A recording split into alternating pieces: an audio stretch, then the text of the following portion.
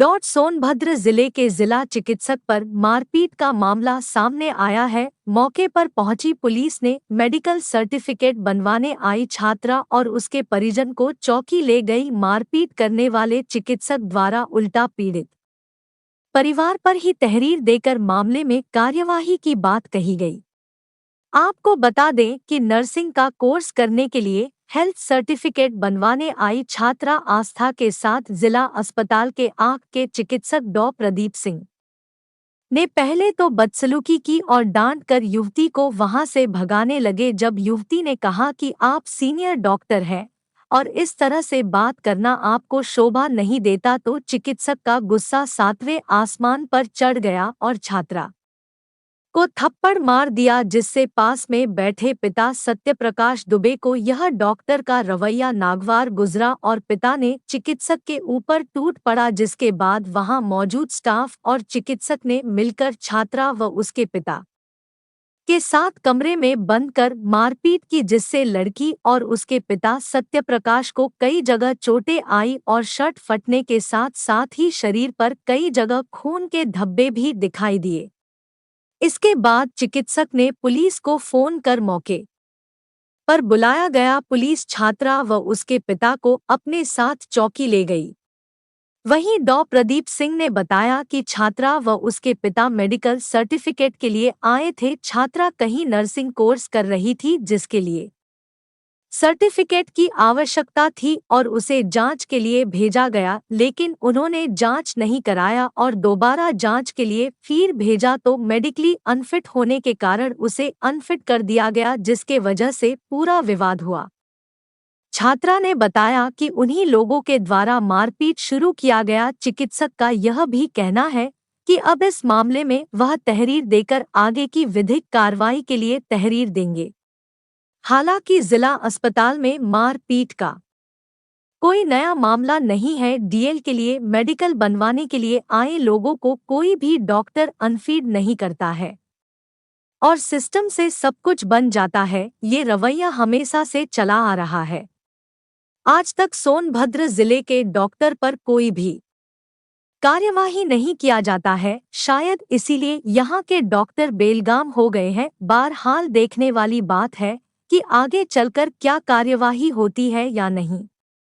प्रकाश दुबे, ये डॉक्टर ने कुछ बदतमीजी की और मारपीट हुआ, क्या मामला है पूरा? मामला ये है कि हम अपने बेटी का एडमिशन बनारस कराए हैं बीएससी नर्सिंग के लिए और हमको मेडिकल की आवश्यकता थी। इसके बाद हम उसको लेके आए, इमरजेंसी में गए। वहाँ डॉक्टर लोग बोले कि आप फला नंबर में जाके यहाँ से सिग्नेचर करा लीजिए। इसके बाद हम सब जगह रिपोर्ट लगवाए, फिर 34 नंबर में आए। वहाँ डॉक्टर साहब बैठे थे, उनके यहाँ मरीज़ थे। इसके बाद बेटी को हम अंदर भेजे, बेटी गई। इसके बाद बोली डॉक्टर साहब इसके आपको कर दीजिए, तो डॉक्टर साहब बोले कि अभी हटो, तो हट गई। इसके बाद लाइन में जाके खड़ी हो गई। इसके बाद जब हुआ क्या, जो डॉक्टर लगे कहने कि मतलब तुम बदतमीजी से पेश आ रही हो, ऐसे वैसे, चलो जाओ जांच करा लो। तो वो बोली कि कहाँ पे जांच कराना है।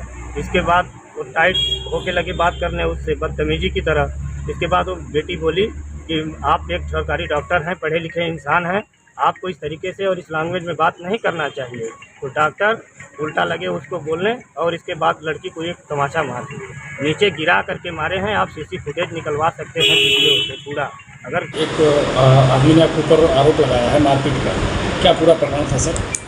प्रकरण ये था कि जैसे अभी कंजंक्टिवाइटिस का, मुझे भी कंजंक्टिवाइटिस हो रखा है, तो मैं रोज़ाना की तरह ड्यूटी करता हूँ, चाहे मेरी इवनिंग हो, चाहे मॉर्निंग हो, चाहे नाइट हो। मैं अपनी ओपीडी छोड़ता नहीं, मैं रेगुलर बैठता हूँ। रोज़ाना पेशेंट्स के नाम मेरे पास एंट्री हैं सबके। ऐसा हुआ कि वो अपनी बच्ची को लेके आए थे, तो मेडिकल सर्टिफिकेशन चाहिए था, कहीं उनका एडमिशन था या फिटनेस चाहिए था। मैंने उनको यही बोला कि आप जाइए वहाँ पे अपने नेत्र की जांच करा के मेरे पास आए। मैंने एक बार भेजा, भीड़ मेरे पास बहुत सारी थी, फिर भी वो वहाँ नहीं गए। फिर से दोबारा क्यों लिखते क्यों नहीं है।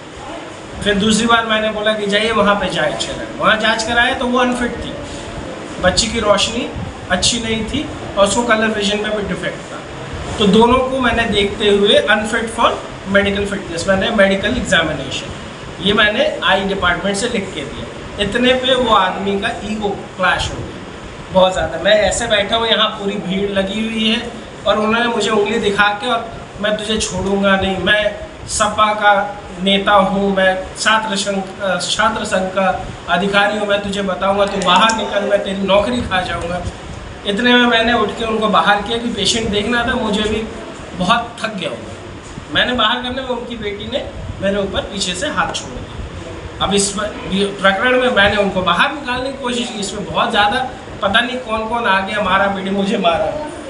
ये पूरा ब्लड के स्पॉट्स हैं यहाँ पे पूरा। अब बीच में किसने मारा क्या किया ये दिखा।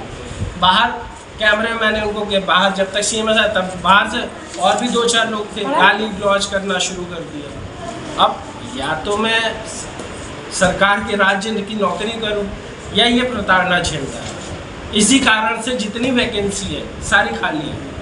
सर अभी आपकी फिर क्या आगे क्या मैं इसके लिए इंसाफ होना चाहिए सर। एक डेग्नेटेड, मैं क्लास 1 ऑफिसर हूँ, मैं MS हूँ, मेरी सर्विस की एक्सपीरियंस मेरा मोर देन 12 ईयर्स है।